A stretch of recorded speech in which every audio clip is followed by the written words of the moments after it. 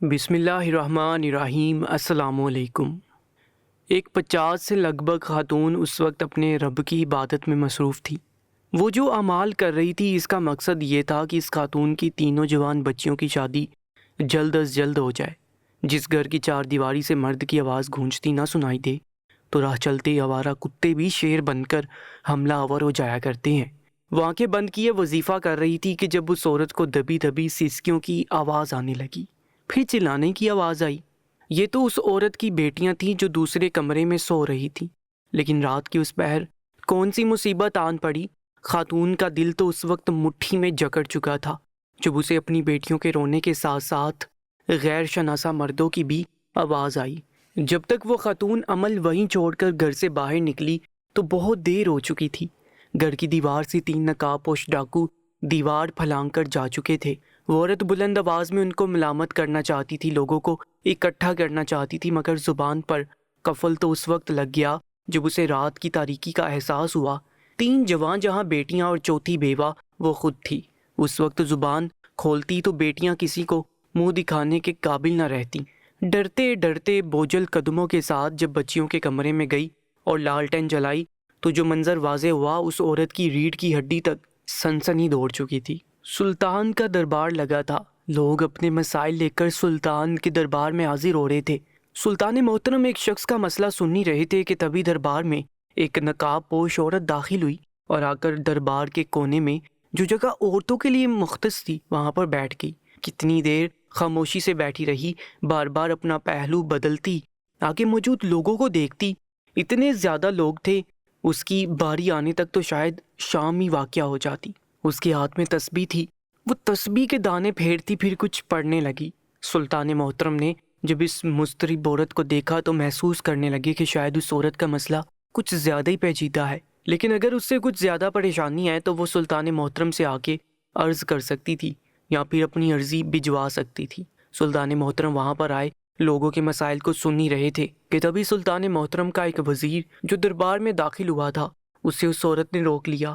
نہ جانے اس نے کیا کہا کہ وہ سیدھا سلطان محترم کے پاس چلا آیا اور ان کے کان میں سرگوشی کرنے لگا، جسے سن کر سلطان محترم اگلے ہی پل بالکل سنجیدہ ہو چکے تھے۔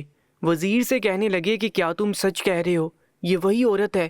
تو وزیر بھی فوراً ہاں میں سر ہلا کر کہنے لگا، جی حضور، اس عورت نے خود بول کر بتایا ہے کہ یہ وہی عورت ہے۔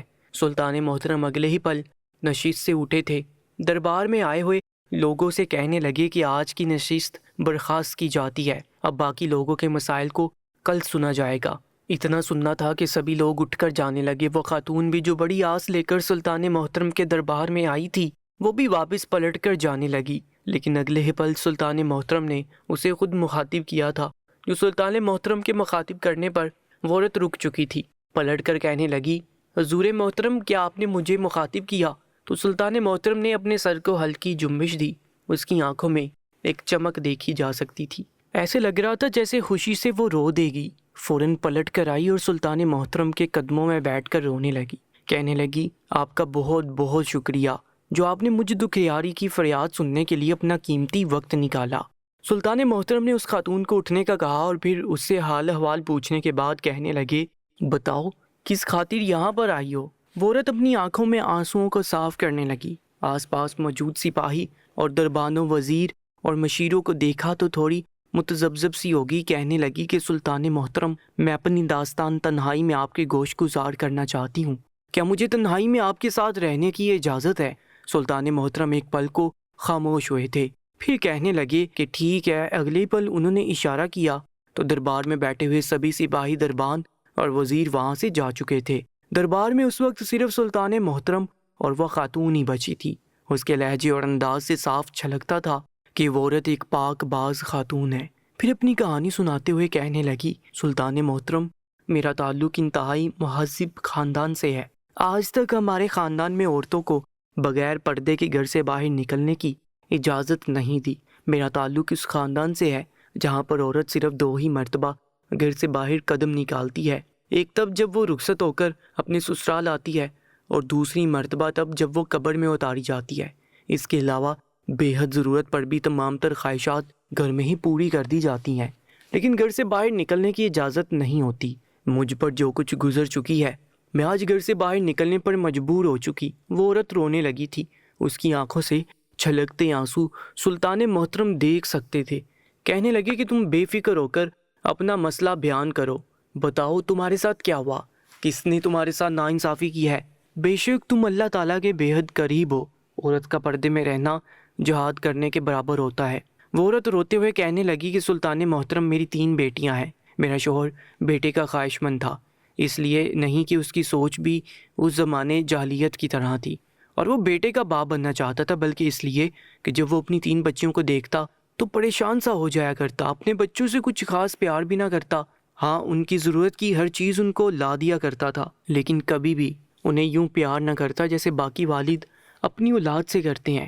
بعض دفعہ میرے دل میں یہ بات بھی آئی کہ شاید شوہر بیٹیوں کو پسند نہیں کرتا، اسے بیٹوں کی خواہش تھی، اور میں ایک ایسی عورت ہوں جو اپنے دل کو یہ خوشی دے ہی نہ سکی۔ یہ سوچ کر بعض دفعہ میں اندر ہی اندر تھوڑی نا امید سی ہونے لگتی۔ ایک روز جب میں نے شوہر سے اس بات کا تذکرہ کیا کہ تم اس لیے اپنی بیٹیوں سے محبت نہیں کرتے کہ یہ بیٹے بن کر پیدا نہیں ہوئی، تو پہلی مرتبہ میرا شوہر مجھ سے بلند آواز میں بولا تھا، کہنے لگا کہ میرے لیے بیٹوں سے بڑھ کر بیٹیاں ہیں۔ میں اس لیے نہیں پریشان کہ یہ بیٹے بن کر پیدا نہیں ہوئے، بلکہ میں اس لیے پریشان ہوں کہ کاش میرا کوئی ایک عدد بیٹا بھی ہو جاتا۔ اگر میرا ایک بیٹا ہوتا تو مجھے تسلی ہوتی کہ میری بیٹیاں باحفاظت رہیں گی، کیونکہ ان کے بھائی کا سایہ ان پر ہر وقت موجود رہے گا، وہ بلا ضرورت گھر سے باہر نہیں جا پائیں گی، اور ان کا بھائی ان کی ہر ضرورت کو گھر میں پورا کرتا رہے گا۔ لیکن اگر خدا نخواستہ مجھے کچھ ہو گیا تو میری بیٹیاں تو برباد ہو کر رہ جائیں گی۔ اپنے شوہر کی یہ بات سن کر میں اس سے کہتی کہ خدا نہ کرے جو آپ کو کچھ ہو، آپ کو تو میری عمر بھی لگ جائے، بس فکر مت کریں، ہمارے رب نے ہماری بیٹیوں کے لیے بہت کچھ سوچ رکھا ہوگا۔ خدا کی کرنی ایسی ہوئی کہ چند ماہ بعد ہی میرا شوہر وفات پا گیا، اور یوں اپنی 3 بیٹیوں کے ساتھ میں اپنے گھر میں اکیلی رہ گئی۔ اپنی بیٹیوں کی ذمہ داری مجھ پر آ چکی تھی۔ میرا شوہر ایک تاجر تھا، جب تک جمع پونجی چلتی رہی ہم چاروں ماں بیٹیوں کا گزارا ہوتا رہا۔ پھر تو راتوں کو اس خوف سے سو ہی نہیں پاتی تھی کہ کہیں کوئی شخص ہمارے گھر کی دیوار پھلانگ کر گھر میں داخل نہ ہو جائے۔ میری جوان جہاں بیٹیاں تھیں، سبھی کی سبھی بے حد خوبصورت ہیں اور بالکل چاند کا ٹکڑا لگتی ہیں۔ راتوں کو جاگ کر میں اپنی بیٹیوں کا خیال رکھتی تھی، اور پھر صبح ہوتے ہی میں فجر کی نماز ادا کرنے کے بعد اپنے محلے کی ایک امیر تاجر خاتون کے ہاں جا کر ملازمت کرنے لگتی۔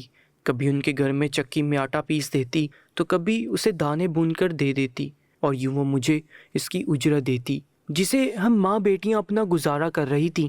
لیکن ایک روز میرے ساتھ کچھ ایسا ہوا کہ میری دنیا ہی اجڑ کر رہ گئی۔ سلطان محترم بغور اس کی بات سن رہے تھے۔ کچھ نہ کچھ تو ان کو بھی اندازہ تھا، کیونکہ 2 روز پہلے ہی انہوں نے ایک افواہ اڑتی ہوئی سنی تھی، لیکن خاموش صرف اور صرف اس لیے تھے کہ جب تک اس گھر کا فرد خود آ کر حقیقت نہیں بتاتا تب تک سلطان محترم کوئی بھی فیصلہ نہیں لے سکتے تھے، کیونکہ بہرحال وہ بھی تک اسے ایک افواہ سمجھ رہے تھے۔ لیکن اب جب یہ عورت خود چل کر یہاں پر تشریف لے آئی تھی تو انہیں یقین ہو چکا تھا کہ جو بھی خبر انہوں نے سنی تھی وہ بالکل سچ تھی، جس کی تصدیق اس عورت نے بھی کر دی۔ وہ عورت روتے ہوئے کہنے لگی کہ سلطان محترم، مجھ پر بڑی مصیبت آ چکی ہے۔ ایک رات میں شب بیداری کر رہی تھی، صوم و صلات کی پابند تھی، نوافل پڑھ رہی تھی تاکہ جلد از جلد میری بچیاں اپنے گھر کی ہو جائیں اور میں ان کے فرائض سے سبکدوش ہو جاؤں۔ لیکن اس رات میری بچیوں کی عزت 3 ڈاکوؤں نے آ کر تار تار کر دی۔ آخر میرے گھر میں اس غریبی میں تھا ہی کیا، صرف عزت ہی تھی، اس کو بھی ان ڈاکوؤں نے نہیں چھوڑا۔ جب تک میں پہنچی بہت دیر ہو چکی تھی۔ میری بچیاں جس حالت میں مجھے اس کمرے میں ملی میں بیان نہیں کر سکتی۔ میری تینوں بچیوں کی حالت غیر تھی، اور میں چاہ کر کسی طبیب کو نہیں بلا سکتی تھی، نہ ہی کوئی مدد مانگ سکتی تھی۔ میرے ہاتھ پاؤں پھولنے لگے تھے، سمجھ نہیں آتا تھا کہ کس سے مدد مانگوں۔ اگر گھر سے باہر نکلی تو لوگ طرح طرح کی باتیں کریں گے۔ میں نے بڑی مشکلوں سے اپنی بیٹیوں کو بہلایا تھا، سمجھایا تھا۔ اگلی صبح ہوئی تو محلے کے ایک شخص نے یہ بات پھیلانا شروع کر دی کہ رات کو ہم نے اس خاتون کے گھر کی دیوار سے 3 لڑکوں کو دیوار پھلانگ کر جاتے ہوئے دیکھا ہے۔ صرف اتنا ہی نہیں سلطان محترم، اس کے بعد جیسی جیسی باتیں ہمارے بارے میں مشہور ہونے لگیں وہ میں چاہ کر بھی آپ کے سامنے بیان نہیں کر سکتی۔ لوگ ہم ماں بیٹیوں کے بارے میں طرح طرح کی خبریں مشہور کرنے لگے کہ ہم ماں بیٹیاں غلط کردار کی مالک ہیں، تبھی ہمارے گھر سے مرد نکلتے ہوئے دکھائی دیتے ہیں۔ اگر کچھ بھی اس طرح کی بات تھی تو اب تک بیان کیوں نہیں کیا؟ جب ہم نے ماں بیٹیوں کی چوری پکڑ لی ہے تو پھر اب ان کو ڈاکو یاد آ گئے ہیں۔ اتنا کہنے کے بعد وہ عورت پھوٹ پھوٹ کر رونے لگی تھی، کہنے لگی، سلطان محترم اب بتائے میں کیا کروں؟ ہر طرح سے مجبور ہو چکی ہوں، لیکن اس پر بھی مجھ پر قیامت اس وقت ٹوٹی جب چند روز بعد 3 نوجوان لڑکے میرے گھر کی دہلیز پر دکھائی دیے۔ لوگ مڑ مڑ کر دیکھ رہے تھے کیونکہ وہ تینوں لڑکے ہی ہمارے اس محلے میں ہی رہتے تھے اور کافی شریف سمجھے جاتے تھے۔ ان تینوں لڑکوں کو میں نے اپنے گھر کے اندر داخل کر لیا، مہمان خانے میں بٹھایا، سوال کرنے لگی کہ بیٹا کس خاطر یہاں پر آئے ہو؟ کیا پہلے ہم پر کم بہتان لگ چکے ہیں اور ہماری ضلالت ہو چکی ہے کہ اب آپ لوگ یہاں چلے آئے؟ میں رونے لگی تھی، مگر جو بات ان 3 لڑکوں نے کی میں سوچ بھی نہیں سکتی تھی۔ وہ تینوں ہی سر جھکا کر بیٹھے تھے، پھر کہنے لگے کہ ہم آپ کی بیٹیوں سے نکاح کرنا چاہتے ہیں۔ میں جتنا حیران ہوتی اتنا ہی کم تھا۔ آخر یہ کون لوگ تھے اور ایسا کیسے کہہ سکتے تھے؟ میں بغیر جانے پرکھے بھلا کیسے اپنی بیٹیوں کا نکاح ان سے کروا سکتی تھی؟ میں نے جب سوال کیا تو کہنے لگے دراصل ہم اپنی غلطی پر شرمندہ ہیں۔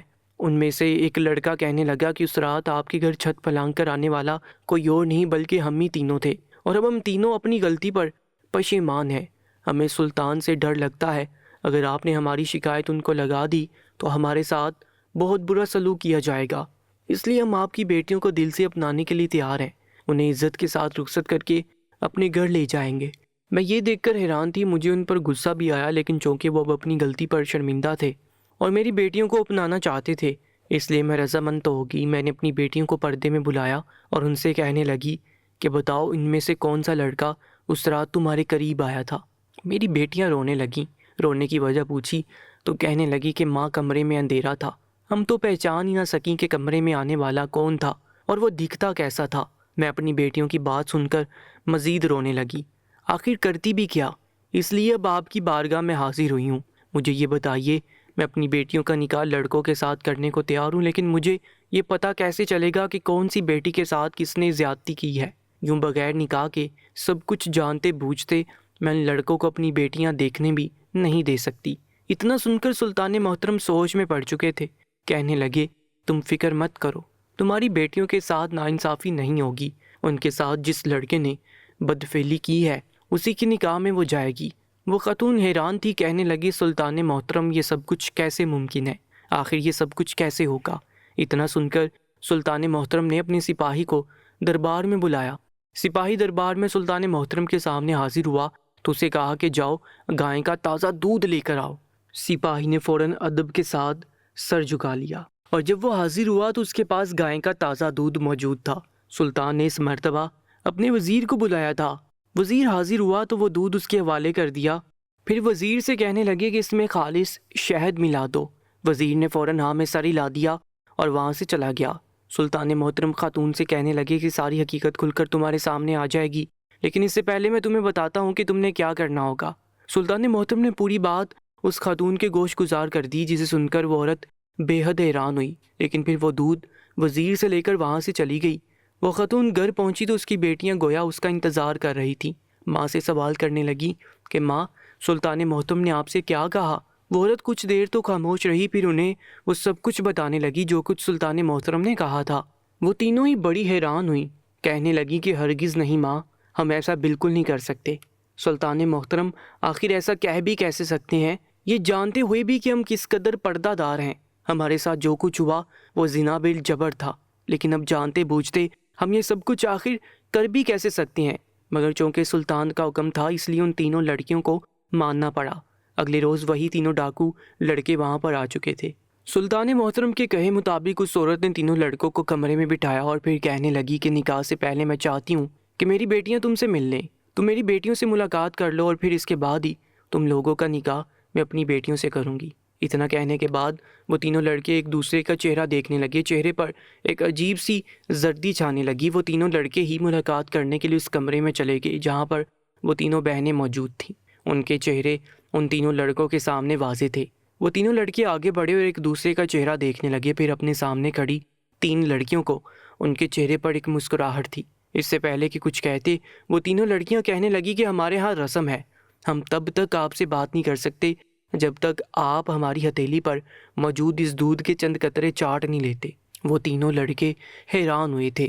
ان تینوں لڑکیوں نے اپنے دائیں ہاتھ پر تازہ دودھ کے قطرے رکھے ہوئے تھے۔ یہ وہی دودھ تھا جو سلطان محترم نے اس عورت کو دیا تھا اور یہی کہا تھا کہ کل تم ان تینوں لڑکوں کو اپنے ہاں ملاقات کے لیے بلانا۔ اور یہ دودھ کے چند قطرے اپنی بیٹیوں کے ہاتھ پر رکھ دینا اور پھر ان لڑکوں سے کہنا کہ وہ اس دودھ کو چاٹ لیں۔ اس کے بعد ساری حقیقت کھل کر سامنے آ جائے گی۔ سلطان محترم کے بتائے گئے طریقے کے مطابق ان لڑکیوں نے ایسا ہی کیا تھا۔ وہ اپنی ہتھیلی پر دودھ کے چند قطرے ڈال کر موجود تھی۔ ان تینوں لڑکوں کی آنکھوں میں چمک سی تھی۔ وہ آگے بڑھے اور اس ہتھیلی پر موجود دودھ کو ایک ہی گھونٹ میں پی گئے۔ دودھ پینے کے بعد وہ لڑکیاں ان تینوں ڈاکوؤں سے باتیں کرنے لگیں، ان سے سوال کرنے لگیں۔ عین اسی موقع پر سلطان محترم بھی اپنے وزیر کے ساتھ وہاں پر تشریف فرما چکے تھے، اور پھر وہاں پر جو کچھ ہوا وہ جان کر تو وہ عورت جتنی بھی حیران ہوتی اتنا ہی کم تھا۔ وہ تینوں لڑکیاں تو شرم سے اپنا سر جھکا چکی تھیں۔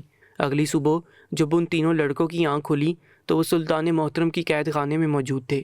خود کو قید خانے میں دیکھ کر گھبرا سے گئے۔ آخر انہیں یہاں تک کیسے لایا گیا؟ انہیں ٹھیک سے یاد تھا کہ جب وہ ہوش و حواس میں تھے تو ان لڑکیوں کے سامنے تھے، ان کی ہتھیلی سے دودھ بھی پیا تھا، پھر یہاں پر کیسے آئے تھے؟ جیسے انہیں ہوش آیا تو انہیں سلطان محترم کے سامنے پیش کیا گیا۔ سلطان محترم نے ان تینوں کو اپنے سامنے دیکھا۔ وہ تینوں گھبرا گئے، ایک دوسرے کا چہرہ دیکھنے لگے، پھر عرض کرنے لگے کہ سلطان محترم، ہمیں کس جرم میں یہاں پر قید کیا گیا ہے؟ ہماری غلطی کیا ہے؟ ہم نے کون سا گناہ کیا ہے؟ سلطان محترم نے اگلے ہی پل وہاں پر اس بیوہ عورت اور اس کی تینوں بیٹیوں کو بلا لیا۔ ان کو دیکھ کر ان کے چہرے کا رنگ متغیر ہو چکا تھا۔ سلطان محترم کہنے لگے کہ صاف صاف بتاؤ حقیقت کیا ہے؟ وہ لڑکے گھبرا کے سر جھکا کر کہنے لگے کہ ہم نے ہی ان کے ساتھ گناہ کیا تھا، لیکن ہم اپنی غلطی سدھارنا چاہتے ہیں، ہمیں کوئی بھی کڑی سزا مت سنائیے گا، ہم ان تینوں لڑکیوں کے ساتھ نکاح کر کے زندگی گزارنا چاہتے ہیں۔ سلطان محترم نے یہ سنا تو پھر جو سوال کیے وہ لڑکے کبھی سوچ بھی نہیں سکتے تھے۔ سلطان محترم کہنے لگے کہ اچھا، کیا سچ میں اس رات تم تینوں ہی لڑکیوں کے ساتھ بدفعلی کرنے کے لیے آئے تھے؟ سن کر وہ تینوں لڑکے کہنے لگے جی سلطان محترم، وہ ہم ہی تھے۔ سلطان کہنے لگے کہ اچھا، اس وقت کمرے میں کتنی لڑکیاں موجود تھیں؟ یہ سن کر وہ لڑکے کہنے لگے کہ اس وقت وہاں پر 3 ہی لڑکیاں موجود تھیں۔ سلطان محترم نے اگلا سوال یہ کیا کہ اچھا، جس وقت دیوار پھلانگ کر جایا گیا تو سب سے آخر پر جو شخص دیوار پھلانگ کر جانے لگا اس کا لباس ایک جانب سے پھٹ چکا تھا، تم تینوں میں سے کون تھا جس کا لباس پھٹا تھا؟ اگلی پل وہ تینوں بول اٹھے تھے کہ سلطان محترم، میرا لباس پھٹا تھا۔ اتنا سننا تھا کہ تینوں کو ہی اگلے پل لبوں پر کفن لگ چکا تھا۔ ایک دوسرے کا چہرہ دیکھنے لگے۔ سلطان محترم کے چہرے پر ایک مسکراہٹ آئی تھی۔ حقیقت تو وہ پہلے ہی جانتے تھے، کیونکہ جو دودھ سلطان محترم نے دیا تھا اس میں ایک ایسی جڑی بوٹی کا عرق شامل کیا گیا تھا جسے پینے سے شخص پر غنودگی طاری ہو جاتی ہے، اور اس شخص کی ایسی عادت ہو جاتی ہے جیسے وہ اپنے ہوش و حواس کھو چکا ہو، اور اس حالت میں جس بھی عادی مجرم سے جو بھی سوال کیا جاتا وہ سچ سچ بتا دیا کرتا تھا۔ اس وقت بھی ایسا ہی ہوا تھا۔ جب سلطان محترم نے دودھ کے چند قطرے پلانے کے بعد ان سے سوال کیا تو وہ لڑکے خود بول کر کہنے لگے کہ ہم نے ان لڑکیوں کے ساتھ بدکاری نہیں کی، ہم لوگ اس علاقے میں رہتے ہیں۔ ایک مرتبہ ان تینوں لڑکیوں کو اس وقت دیکھا تھا جب ان کے والد کی وفات ہوئی تھی۔ ہم تینوں ہی ایک ایک لڑکی سے محبت کرنے لگے تھے اور سوچا تھا کہ ان سے نکاح کریں گے، مگر اپنے پیروں پر کھڑا ہونا چاہتے تھے۔ اس سے پہلے لڑکیوں کے ساتھ کوئی بدکار انسان بدفعلی کر گیا، ان کی بدنامی ہونے لگی، لیکن ہم یہ سب کچھ برداشت نہیں کر سکتے تھے۔ اس لیے میں نے اور میرے بھائیوں نے سوچا کہ ہم تینوں لڑکیوں کے گھر جائیں گے، ان سے نکاح کر لیں گے اور یہ کہیں گے کہ ہم ہی وہ انسان ہیں، تو ان کی والدہ ہمارا رشتہ قبول کر لیں گی۔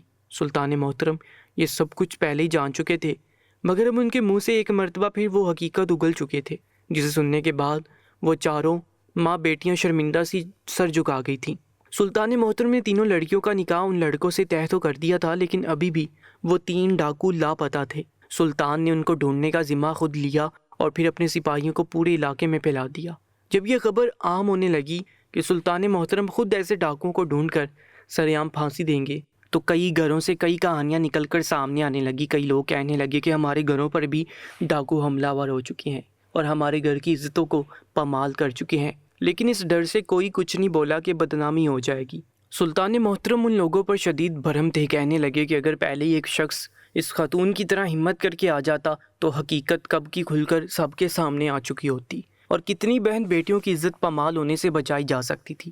سبھی خاموش کھڑے تھے کہ تبھی سلطان محترم کے سپاہی وہاں پر 3 ڈاکوؤں کو پکڑ کر لائے۔ کہنے لگے کہ یہ جنگل میں چھپ کر بیٹھے تھے، وہیں پر اپنا ٹھکانہ بنا رکھا تھا اور وہیں پر رہ کر تمام تر کارروائیاں سوچا کرتے تھے۔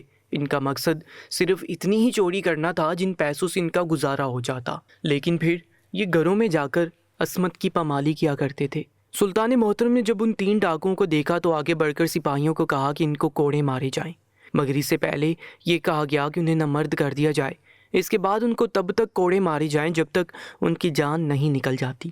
وہ ڈاکو رونے لگے، چلانے لگے، معافیاں مانگنے لگے، مگر معافی ملنا ناممکن تھی۔ بیچ چوراہے پر ان تینوں کو عبرت کا نشان بنا دیا گیا اور ایک مثال قائم کر دی گئی تھی کہ اگر دوبارہ کسی نے اس طرح گناہ کرنے کے بارے میں سوچا تو اس کے ساتھ اچھا نہیں ہوگا۔ ان تینوں کو دفنانے کے بعد ان لڑکیوں کی شادی کروا دی گئی۔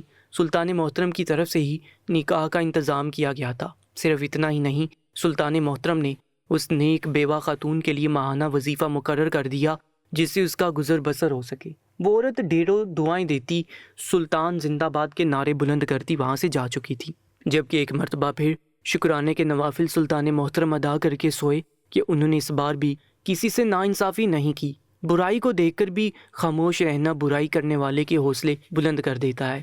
اگر اپنے حق میں ہم خود آواز نہیں اٹھائیں گے تو نہ جانے کتنوں کے حق مزید غصب ہوتے رہیں گے۔ مزید ویڈیوز کے لیے چینل کو سبسکرائب کر کے ساتھ موجود بیل آئیکن پر بھی کلک کر لیجیے گا۔